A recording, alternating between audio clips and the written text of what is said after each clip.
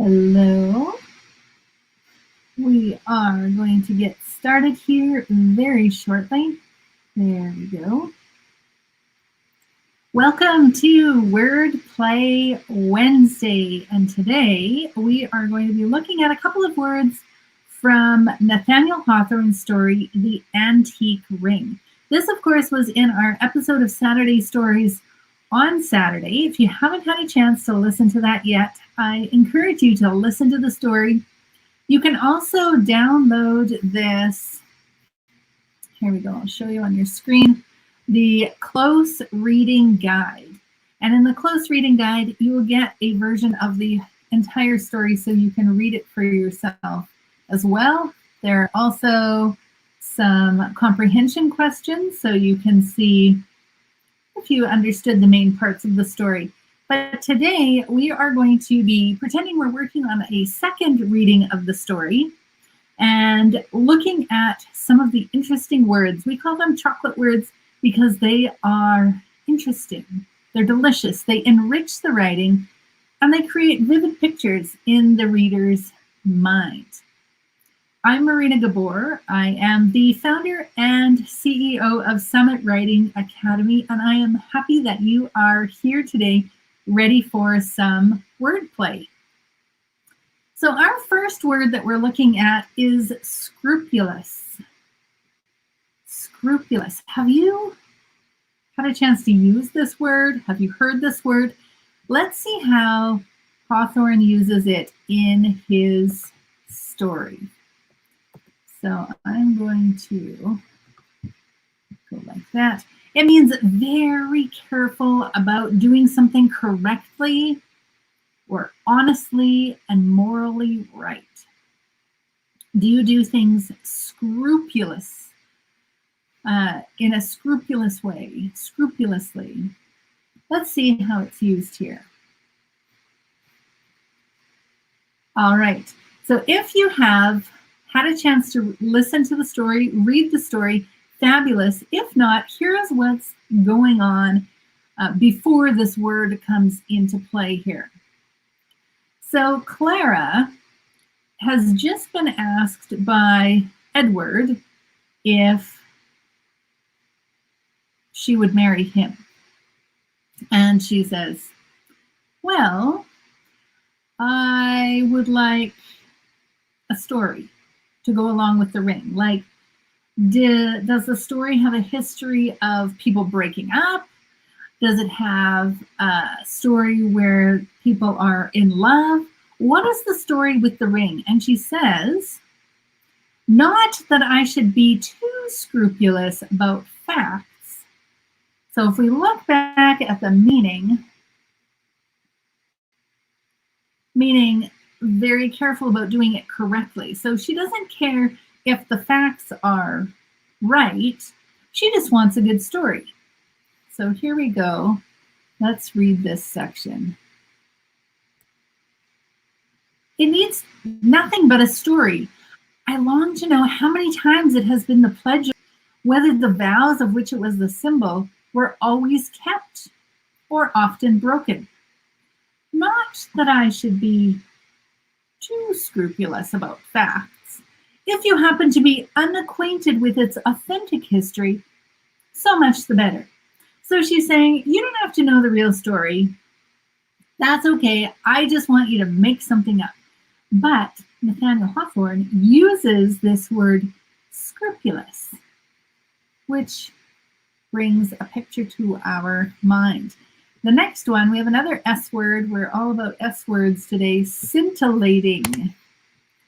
Scintillating. Now, this is kind of a weird word with the S and the C, just like that. Have you used this word scintillating, meaning very clever, amusing, or interesting?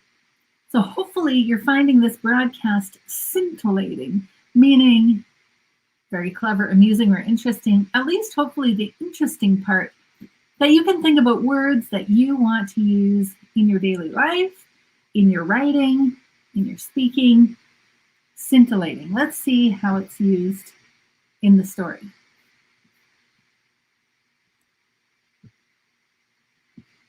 All right, so here we go. We have this Edward character who wanted to marry Clara, gives her the ring. She's like, okay, that's fine, but I need a story. It doesn't have to be a true story. I'm not going to be too scrupulous about the facts, but I want to know the story. Then we hear about Edward, and he is quite the wordsmith. So we see that he is the right man for the job for coming up with a story for this ring.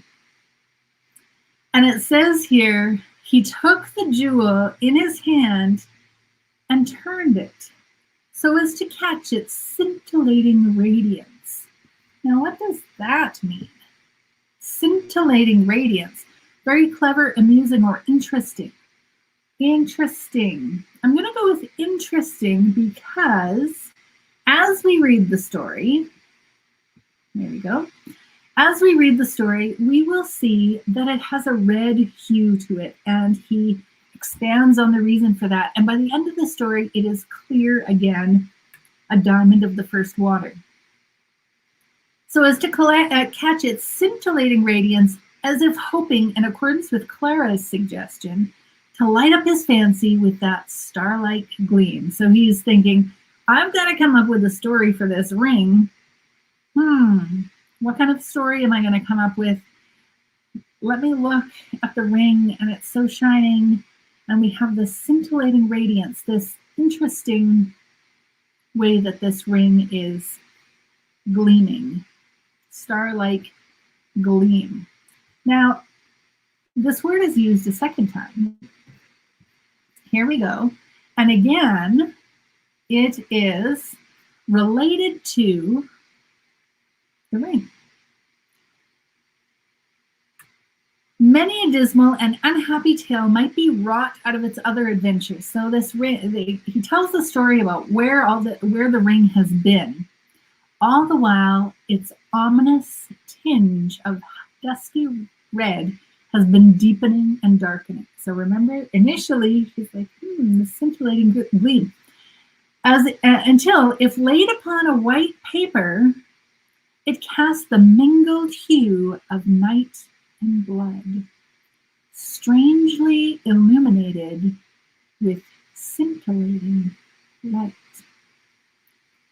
So it just sounds better and gives us a better picture in our mind than if he just said, was strangely illuminated with interesting light. But if it's scintillating, that sort of ups the interest in this. In a circle roundabout, but this peculiarity only made it more valuable.